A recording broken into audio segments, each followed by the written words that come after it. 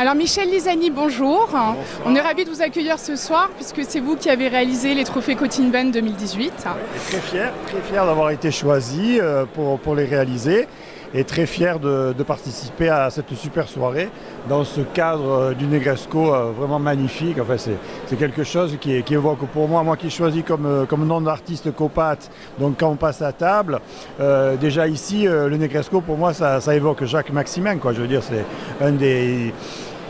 une des références de la cuisine française, quoi, de la gastronomie, quoi.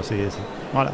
Donc pour vous, il y aurait un lien entre l'art et la gastronomie? Ah oui, tout à fait. Oui, bien sûr. De manière, l'œuvre d'art, c'est comme le plat sur la table. Ça évoque de l'émotion, ça évoque du partage, ça évoque... En plus, il y a la création, quoi. Donc il y a la création du plat, il y a la création de la sculpture, il y a la création de l'œuvre d'art en général, il y a la convivialité. Donc tout ça, c'est intrinsèquement mêlé, quoi. Donc on ne peut pas différencier tout ça. Donc l'art est... Donc l'art c'est la vie, la gastronomie c'est la vie, et on profite vraiment de la vie, quoi. L'épicurisme c'est ça, hein, c'est vraiment profiter de tout ce qui est gratuit et qu'on peut profiter, le ciel, regarder juste un nuage, regarder un coucher de soleil, une éruption volcanique, c'est gratuit et il n'y a qu'à en profiter, hein. Donc on voit ici une de vos sculptures, un buste figuratif. Donc je voulais vous demander un petit peu, parce que la première chose qui interpelle quand on voit votre œuvre, c'est la matière que vous utilisez. Donc c'est dans un écrin de plexiglas, mais en dessous, qu'est-ce qu'il y a? Alors en dessous, donc, c'est le polystyrène. Donc le polystyrène, c'est un matériau pauvre, donc on peut se référer par exemple au cellotex que travaillait Alberto Burri dans l'Arte Povera.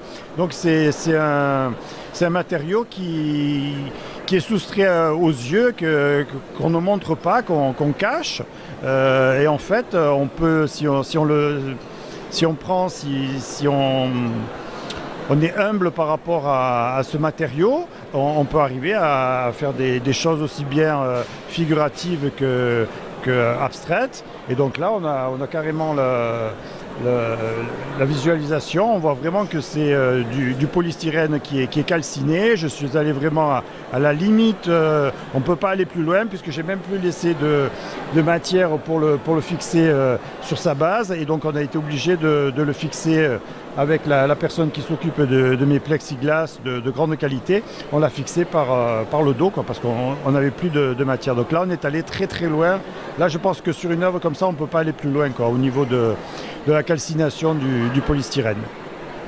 Donc vous disiez que vous travaillez des motifs figuratifs, mais également l'abstraction. Oui. Est-ce que vous pouvez nous parler de vos œuvres abstraites? Alors les œuvres abstraites, mais là on a eu la démonstration ce soir, puisque c'était la réalisation des trophées pour Cotinven 2018. Donc l'abstraction, voilà, je pars sur des cubes que je taille comme je taillerais un bloc de pierre, de granit ou de marbre. Ensuite, je le tords, je le chauffe comme du métal. Je le fais fondre comme on pourrait faire fondre du verre ou du plastique ou de la résine. Et donc, quand on est humble par rapport à ce matériau, on arrive vraiment à faire des choses pour ensuite laisser libre cours à l'imagination du regardeur, à l'imagination de la personne qui va éprouver une émotion par rapport à cette œuvre, par rapport à cette sculpture.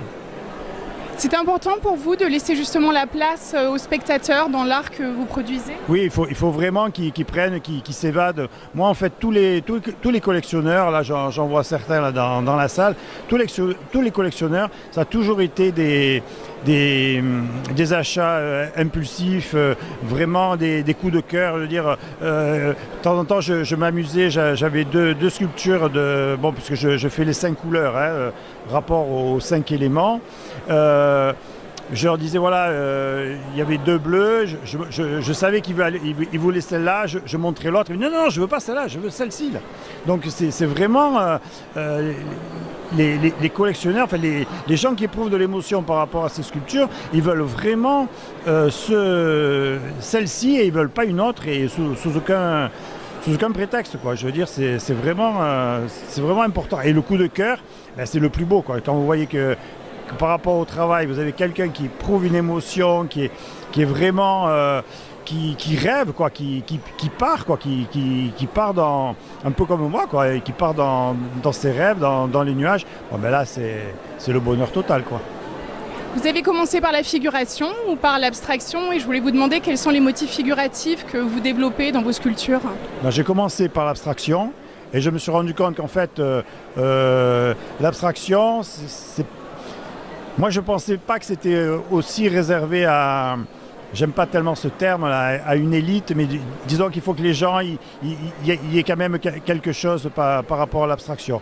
La figuration, c'est beaucoup plus facile. Donc là, bon, c'est un buste, bon, mais on n'a pas besoin de discuter. Après, bon, ben, il est bleu, il est rouge, il est jaune, il est or, il est argent. Peu importe, je veux dire. Après, ça va être juste une... Ça va être juste une préférence par rapport à la couleur ou par rapport au travail au niveau de la calcination qui a été fait. Mais après, l'abstrait, c'est vraiment autre chose. C'est des gens qui veulent vraiment s'évader par rapport à quelque chose. C'est pour ça que je refuse de donner des noms aux œuvres.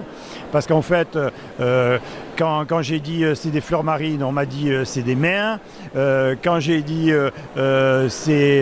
c'est des maisons de termites, on m'a dit non, c'est des maisons chinoises. Donc en fait, et c'est pour ça qu'il ne faut pas donner de nom d'œuvre. En fait, les gens, faut les laisser imaginer ce qu'ils veulent. Et tant mieux, quoi.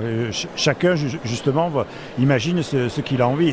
Et c'est ça le plus beau, quoi. Par rapport à leurs émotions, par rapport à leur vécu, par rapport à plein de choses. Moi, de ces gens-là, de temps en temps, bon, aujourd'hui, certaines personnes qui me suivent, je les connais mieux, mais d'autres, ce sont entre guillemets de parfaits inconnus. Et en fait, c'est ça qui est intéressant, c'est qu'ils prennent, ils éprouvent vraiment de l'émotion par rapport à une chose et ils se racontent eux-mêmes une histoire. Moi, je raconte une histoire, mais en fait, eux, ils se racontent leur propre histoire, quoi. Et c'est ça qu'il y a de merveilleux. Donc comme votre nom d'artiste finalement, Copat, quand on passe à table, c'est un moment de partage, un moment de convivialité et les sculptures que vous produisez sont de cet ordre-là. Ah, moi j'ai plus rien à ajouter là, vous avez tout compris.